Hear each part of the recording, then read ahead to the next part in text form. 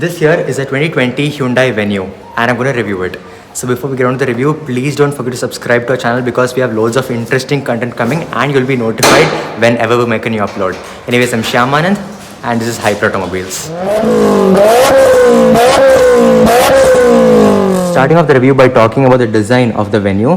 First thing you notice is that it uses Hyundai's latest design language, that is this huge grille and the huge Hyundai badge. It also has these chrome inserts in the middle which make it look very smart. Coming to the lights, you get your headlamps over here which are surrounded by DRLs and you have your indicator over here. Coming to the bonnet, I won't say it's being shaped very aggressively, it's been shaped so that it gives it a good road presence. And then coming over to the side, first thing that catches your eye is the wheel arch. The wheel arches have been extended a bit and they look really good and they give the car a very muscular look. Coming to the wheels, you get 16s all around and you get discs in the front and drums in the back. Again, moving on to the side, you see that the indicators are on the mirrors and the mirrors are body colored mirrors. You also get body colored door handles. Coming to the window area, I would say that it's not the biggest of the competition, but it's reasonably good, so no problem with that. Then coming out to the back, you notice that there's a shark fin antenna up on top and you have the tail lamps over here. The indicators are halogens. Coming to the branding over here, you have the Hyundai logo over here, again huge one just like the front. You have Venue written over here in bold lettering. You have SX, that is the variant of it, and you have turbo over here because it's turbocharged engine. And you have some parking sensors over here, rear parking sensors over here. Yeah, that's about the design. Let's get on to the interior of the car. Coming to the interior of the Venue, first thing you notice are the seats. The seats are very supportive and they keep you well in place. Now coming to the steering wheel as you can see has a lot of steering mounted controls and they're backlit, of course. They have a lot of controls like volume, for example, to control the infotainment system over there.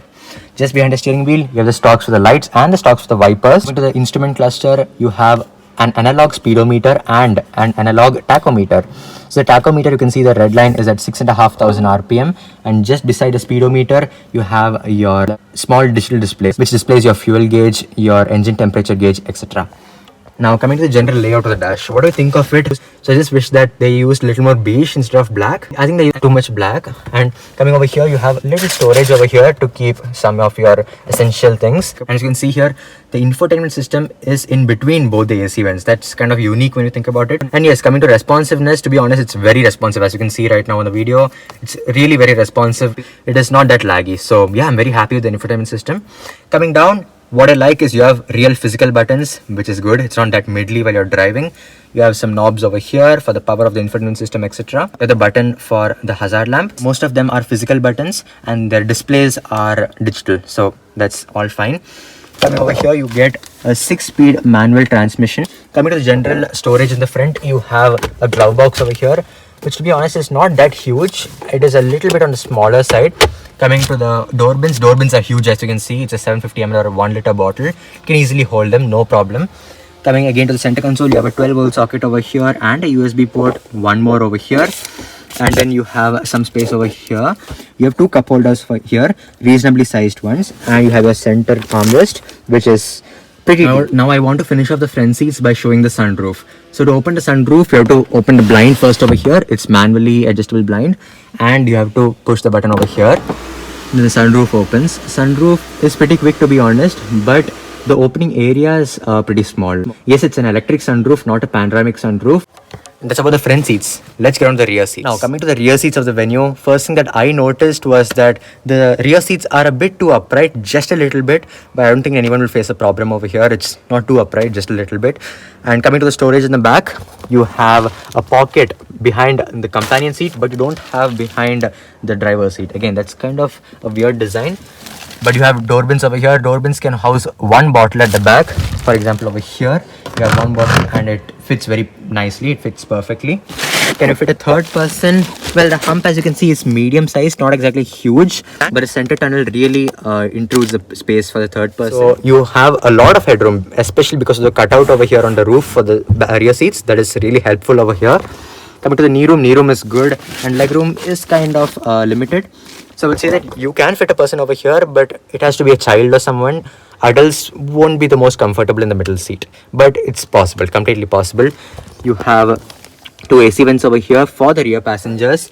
You have two grab handles with soft close and a hook, and you have a reading light over here. That's about the rear seats. let's get on to the boot of the car.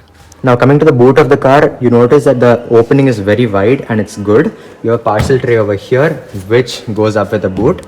And then my only concern about this is that the loading lip is a little high compared to its competitors, so it's a little harder to load things in. But after that, no problem at all. So you get 350 liters of boot space over here, which is not bad, but it is quite low when you compare it to the Kia Sonet, one of its competitors, almost the same thing. The Kia Sonet has 390 plus liters, so it falls down over there little bit, but it's completely fine. 350 liters is, to be honest, the standard of this segment, which is fine, which is purely fine, and this car is doing its job very well. So you can fold the rear seats. It's a 100 split with this very variant, but with the top variant you get a 60-40 split. But with both the variants you have this ridge in the middle and they don't fold down completely flat, which is I think fine for this segment. So it's a little hard to push things across, but there's absolutely no problem. 350 liters is quite good. Now let's get on to the chassis and suspension of the car. Now coming to the chassis and suspension of the car, so at the front you have McPherson struts with coil springs, and at the rear you have coupled torsion beam axle with coil springs. Now let's get on to the engine of the car. Now coming to the engine of the car, few things that I'm surprised with is that there's no insulation. So I think that because it's a 3-cylinder that they didn't give it any insulation, and I'm also surprised that Hyundai didn't give it struts, or at least for this variant they didn't give struts. You still have the rod over here to make it stand. That's kind of surprising to me. So this specific variant is equipped with a 1-liter turbocharged 3-cylinder engine which outputs 118 horsepower and 172 newton meters of torque. They are pretty healthy numbers, so considering that many 4-cylinder cars also have around the same numbers, so it's very impressive for a 3-cylinder car. This in specific is paired with a 6-speed manual transmission which sends power to the front wheels, so it's front wheel drive. And that's about the engine.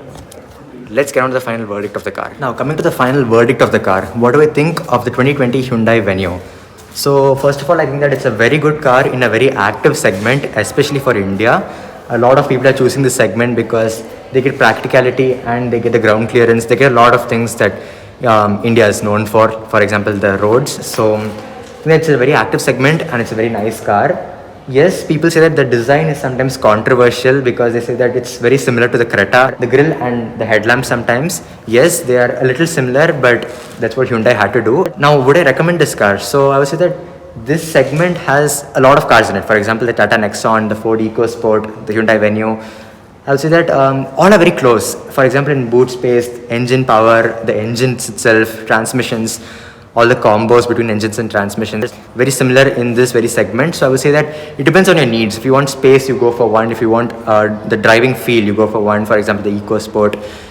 So like that. If you want practicality, you go for one. So it's a personal choice, to be honest, and it's very subjective to different people. And that's what we think about the car. Let us know what you think about the car in the comments below. As always, please make sure to subscribe to the channel because we have loads of interesting content coming and you'll be notified whenever we make a new upload.